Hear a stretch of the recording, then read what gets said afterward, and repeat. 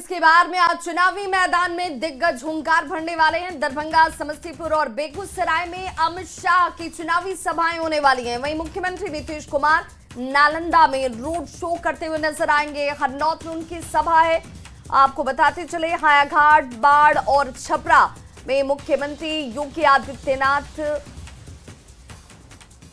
आपको बताते चले योगी आदित्यनाथ, सिवान में उनकी मौजूदगी होगी। बक्सर में दिल्ली की मुख्यमंत्री रेखा गुप्ता की मौजूदगी आपको दिखेगी चुनावी सभा करते हुए। मुजफ्फरपुर और पटना साहिब में मध्य प्रदेश के मुख्यमंत्री मोहन यादव नजर आएंगे। भागलपुर, मधेपुरा, आलमनगर में राहुल गांधी की चुनावी सभा है। तो भागलपुर, मधेपुरा, आलमनगर में,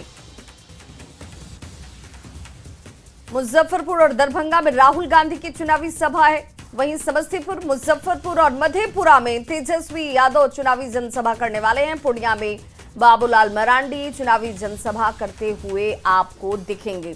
तो ये आज चुनावी मैदान में दिग्गजों की तरफ से हुंकार भरा जाने वाला है।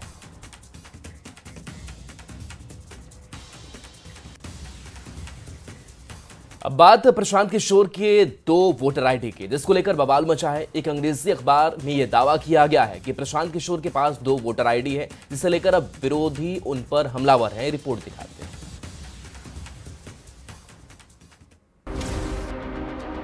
मतदाता का नाम प्रशांत किशोर, विधानसभा क्षेत्र करगहर, राज्य बिहार। मतदाता का नाम प्रशांत किशोर, विधानसभा क्षेत्र भवानीपुर, राज्य पश्चिम बंगाल। ये 2 वोटर आई कार्ड एक ही मतदाता के हैं। मतदाता भी कोई आम नहीं। बिहार में बदलाव की दहाड़ मार रहे जनसुराज के संयोजक प्रशांत किशोर। पीके के पास 2 मतदाता पहचान पत्र होने के मामले का खुलासा होते ही निर्वाचन आयोग ने उन्हें नोटिस भेजा और 3 दिन के भीतर जवाब तलब किया। इधर विरोधी इसे लेकर अब पीके को घेरने में लग गए हैं। बीजेपी आईटी सेल के प्रमुख अमित मालवीय ने एक पोस्ट शेयर कर लिखा, जनसुराज के संस्थापक प्रशांत किशोर पश्चिम बंगाल और बिहार दोनों राज्यों के मतदाता हैं। आमतौर पर अगर उनकी पार्टी की बिहार में कोई वास्तविक उपस्थिति होती तो यह एक बड़ा विवाद होता, लेकिन ऐसा नहीं है क्योंकि जनसुराज का कोई महत्व नहीं है। दूसरे पे उंगली उठाने वाले, दूसरों को नैतिकता की दुहाई देने वालों का खुद का हाल ये है। जब खुद के घर शीशे के होना तो दूसरों के घर पे पत्थर नहीं उछाला करते। पलायन पर प्रवचन देते हैं और खुद जाकर बंगाल में वोटर भी बन जाते हैं, बिहार के भी वोटर हैं। तो क्या इस उम्मीद लगाए बैठे थे कि तृणमूल कांग्रेस की राजनीतिक रणनीति के हम सहयोगी हैं? महागठबंधन के नेताओं को भी पीके पर हमला करने का मौका मिला तो वो कहां चूकने वाले थे।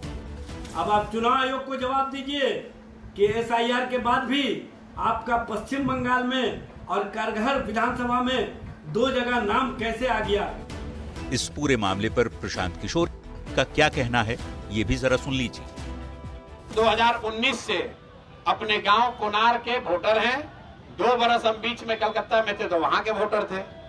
अब इलेक्शन कमीशन कह रहा है कि हम एसआईआर चलाए हैं, पूरा वोटर लिस्ट जो है वो एकदम शुद्धिकरण कर दिया गया है उसका।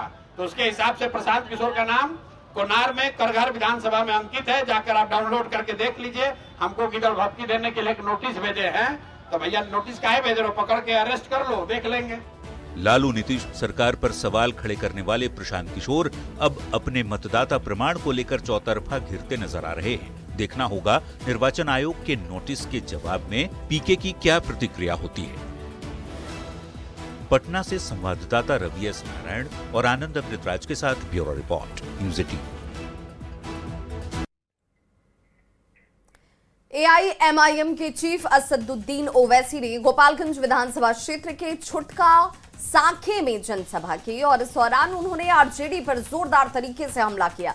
ओवैसी ने कहा कि बिहार में जिसकी 3% आबादी है उसका बेटा डिप्टी सीएम बन जाता है, जबकि 17% आबादी वालों को मौका ही नहीं मिलता। अब ओवैसी के इस बयान पर सियासत सुलग गई है। जिसकी आबादी 3% की नहीं है, वो ये कह रहे हैं कि अब की बार उनका उप मुख्यमंत्री राजद से होगा, और जिसकी आबादी 17% है उनका कोई नामो निशान नहीं है।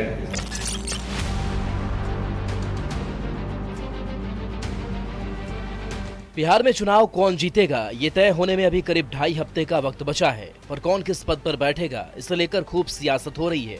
हाल ही में महागठबंधन ने घोषणा की कि उनकी सरकार बनी तो तेजस्वी यादव सीएम और खुद सनफ मल्लाह कहने वाले मुकेश सहनी डिप्टी सीएम, पर यह बात AIMIM चीफ असदुद्दीन ओवैसी को नागवार गुजरी।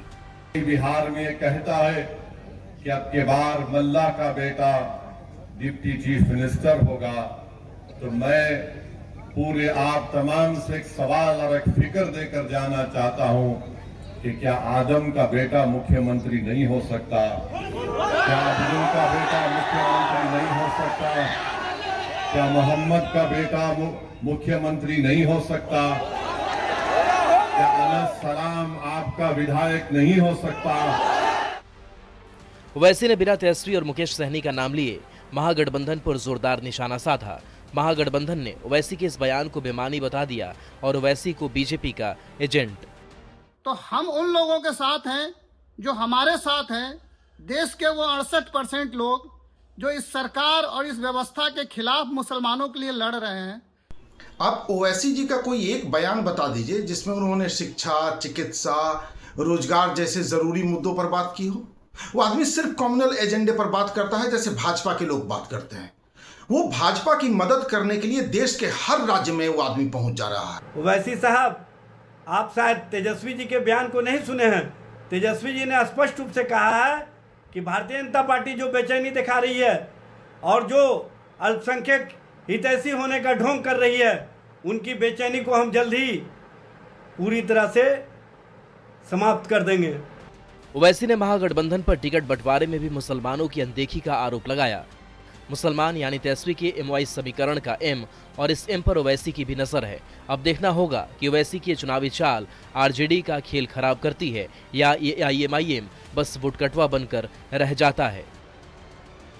गोपालगंज से संवाददाता गोविंद कुमार और पटना से रवि एस नारायण के साथ ब्यूरो रिपोर्ट, न्यूज़ 18। मुंगेर विधानसभा क्षेत्र में आयोजित जनसभा में ओवैसी ने AIMIM प्रत्याशी मुनाजिर हसन के पक्ष में जनता से वोट देने की अपील की। मंच से ओवैसी ने महागठबंधन और NDA दोनों पर तीखा हमला बोला। वहीं उन्होंने बिहार में घुसपैठ के अमित शाह के बयान पर भी तंज कसा।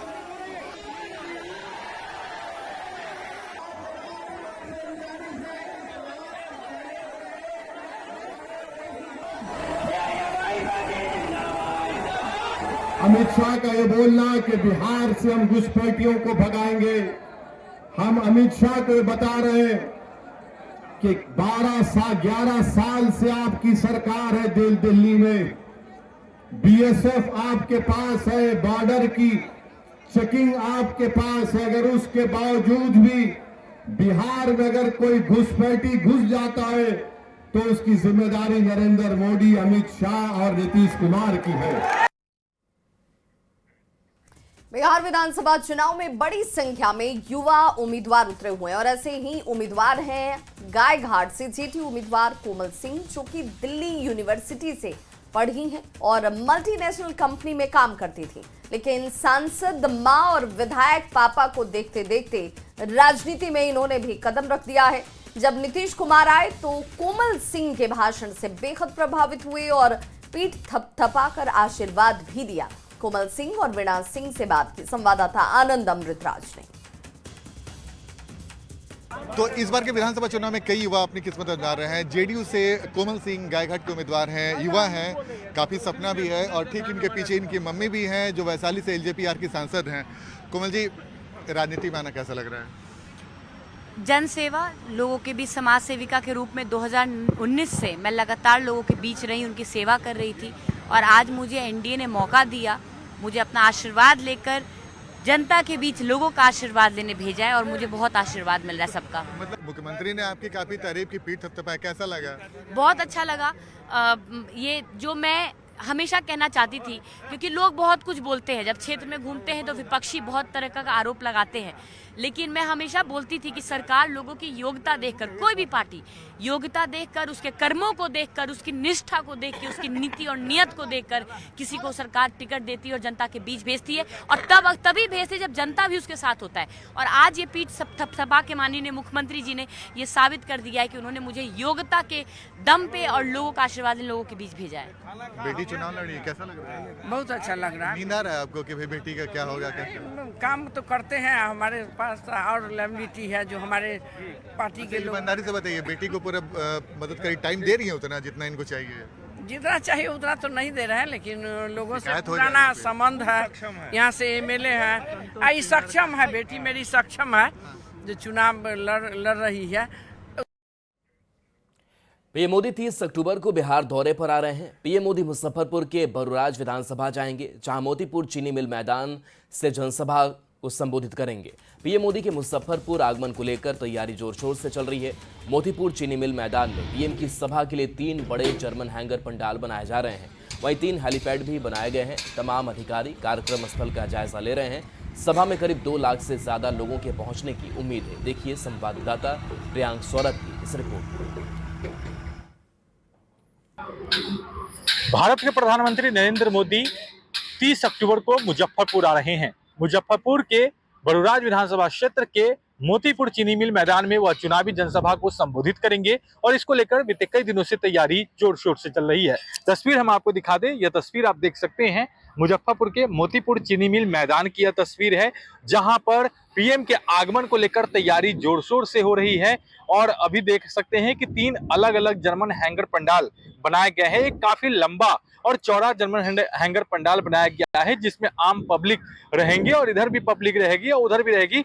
और इस साइड में आप तस्वीर देखेंगे तो यहाँ पर प्रधानमंत्री और अन्य नेताओं के लिए बड़ा सा मंच तैयार किया जा रहा है। करेंगे बिहार विधानसभा चुनाव में यहाँ से एक साथ कई सीटों को साधने की कोशिश करेंगे। हालांकि जिस तरीके से मुजफ्फरपुर का यह पश्चिमी क्षेत्र है, यानी यहाँ से पारू, साहेबगंज, बरूराज और इधर बगल में मोतिहारी जो जिला का यह बॉर्डर क्षेत्र पड़ जाता है, तो ये तमाम ऐसे विधानसभा क्षेत्र हैं जहां से पीएम मोदी एक साथ कई विधानसभा सीटों को साधने की कोशिश करेंगे। मुजफ्फरपुर से न्यूज़ 18 के लिए प्रियांक सौरभ।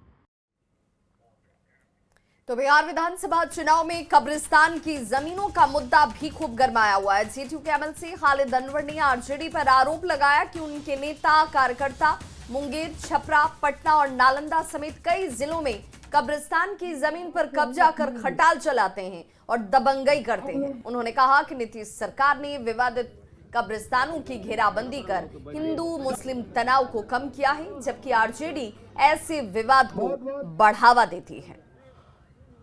खटाल बना लो, आज भी चले जाइए गया के अंदर, मुंगेर के अंदर, पटना के अंदर, छपरा के अंदर हजारों की तादाद में कब्रिस्तानों को राष्ट्रीय जनता दल के लोगों ने कब्जा करके खटाल बना रखा है। ये नीतीश कुमार हैं जिन्होंने कब्रिस्तानों को खाली कराया और 9,500 कब्रिस्तानों की बाउंड्री कराई, और ये लालू प्रसाद यादव हैं जिन्होंने कब्रिस्तानों पे कब्जे कराए। इनके पास देने के लिए कुछ नहीं मेरे भाइयों। और इस बीच बाढ़ से बड़ी खबर, जहां चुनाव को लेकर पुलिस का एक्शन देखने को मिला है। 10,36,000 कैश बरामद किया गया है। सालिमपुर थाना इलाके के एक होटल से कैश बरामद हुआ। अंचलाधिकारी और थानाध्यक्ष ने गुप्त सूचना पर छापेमारी की। मामले की जांच में अधिकारी जुटे हुए, तो 10,36,000 कैश की बरामदगी रकम बड़ी है। एक होटल से ये कैश बरामद किया गया है। सालिमपुर थाना इलाके में यह कार्रवाई की गई है। वहीं पटना जिले के मनोर के छितनामा में जनसुराज की प्रचार गाड़ी पर आरजेडी समर्थकों ने हमले किए, ऐसा आरोप लगाया जा रहा है। करीब 10 लोगों ने गाड़ी को रोककर बैनर पोस्टर को फाड़ दिया और ड्राइवर और प्रचारक के साथ धक्का मुक्की की गई है। तो जनसुराज की प्रचार गाड़ी पर हमले से जुड़ी हुई ये बड़ी खबर आ रही है मनेर से, जहां आरजेडी समर्थकों पर हमला करने का आरोप लगा है। बताया जा रहा है कि बैनर फाड़ा गया और धक्का मुक्की की गई। साथ ही साथ ड्राइवर और प्रचारक के साथ धक्का मुक्की की खबर भी सामने आती हुई। आरोप है कि हमलावरों ने आरजेडी का गाना बजाने का दबाव बनाया और इनकार करने पर ये बैनर पोस्टर फाड़ दिए जाते हैं। सूचना पर हालांकि पुलिस जरूर पहुंची और जांच शुरू कर दी गई है। जनसुराज प्रत्याशी संदीप कुमार सिंह ने इसे लोकतांत्रिक मूल्यों पर हमला करार दिया और थाने में इसे लेकर शिकायत दर्ज करवाई है। गाड़ी जनसुराज की प्रचार गाड़ी छितनावा जा रही थी। छितनावा में कुछ अराजक तत्व हमारी गाड़ी को रोके, उसका बैनर फाड़ दिए और ड्राइवर और अनाउंसर के साथ बदतमीजी किए और एक पार्टी विशेष का नारा लगाने को बोले और एक पार्टी विशेष का नारा लगाने को बोले। हम छितनावा की तरफ से आ रहे थे प्रचार करते हुए। 10 लोग ब्रह्मचारी के सामने में आया और उसके बाद 2 पहले आगे आ गया तो हम ब्रेक मार के गाड़ी रोक दिए। उसके बाद बोला कि आरजेडी का गाना बजाओ। हमने नहीं, हम आरजेडी का गाना हम नहीं बजा सकते हैं। हमारे जो गाड़ी है उसमें जनसुराज का पोस्टर लगा हुआ है और जनसुराज में गाड़ी चलता है। चाईबासा में सदर अस्पताल के ब्लड बैंक की बड़ी लापरवाही से 7 बच्चे HIV संक्रमित हो गए। थैलीसीमिया पीड़ित बच्चों की पीड़ा पर पूरे झारखंड में नाराजगी है। स्वास्थ्य विभाग की टीम जहां एक्शन में दिख रही है, वहीं इस मामले पर सियासी पारा भी हाई दिख रहा है। पूरी खबर इस रिपोर्ट में जानिए।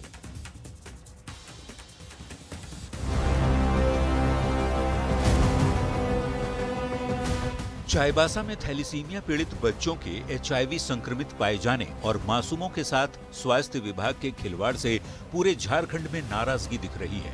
मामला कितना गंभीर है, इसका अंदाजा इसी बात से लगाया जा सकता है कि सरकार ने सिविल सर्जन और सदर अस्पताल के ब्लड बैंक प्रभारी को सस्पेंड कर दिया है। पूरे मामले की 7 दिन में रिपोर्ट मांगी गई है। सरकार की ओर से गठित high level inquiry team Chaibasa सदर अस्पताल पहुंची।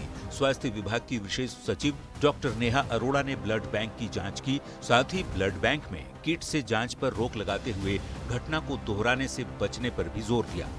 पुनरावृत्ति किसी भी ब्लड सेंटर में नहीं हो, ये इंश्योर करने के लिए और सभी प्रोटोकॉल से वहाँ पे जांच की जा रही है, ये सुनिश्चित करने के लिए। तो इसलिए टीम सभी प्रक्रिया को देख रही है और जो भी गाइडेंस देनी होगी सभी जिलों के लिए, उसके लिए हम लोग एक SOP ड्राफ्ट करके सब जिलों के साथ शेयर करेंगे। ये सिस्टम ने अपना स्क्रीनिंग मेथड के थ्रू इन सब बच्चों को आइडेंटिफाई किया है। तो सभी थैलेसीमिया पीड़ित बच्चे जो ब्लड ट्रांसफ्यूजन दे रहे थे, उनका स्क्रीनिंग करवाया गया और उसमें 5 बच्चे पॉजिटिव पाए गए हैं। बच्चों के साथ क्रूर करतूत पर झारखंड का सियासी पारा भी हाई होता दिख रहा है। बीजेपी ने पूरे मामले को सरकार की विफलता करार देते हुए स्वास्थ्य मंत्री पर निशाना साधा है, तो कांग्रेस और आरजेडी ने सरकार और स्वास्थ्य विभाग का बचाव करते हुए कड़ी कार्रवाई का भरोसा दिया है। और संभवतः देश में ऐसा पहली बार हो रहा है जहां इन्फेक्टेड ब्लड चढ़ाने से बच्चे HIV पॉजिटिव हो गए। हम मुख्यमंत्री जी से यह मांग करते हैं कि तत्काल ऐसे अयोग्य, असक्षम और अक्रिय स्वास्थ्य मंत्री को हटाकर झारखंड को एक काम करने वाला स्वास्थ्य मंत्री दें। कोई भी बड़ा से बड़ा ऑफिसर हो या कोई भी अधिकारी हो, उसे अपने काम में जरा भी लापरवाही अगर वो बरतता है तो उसे बर्दाश्त नहीं किया जाएगा। टेंडर के साथ साथ आगे की भी कार्रवाई होगी। अगर उन लोग सही जांच में पाया गया तो उन लोगों को बर्खास्तगी भी संभव है।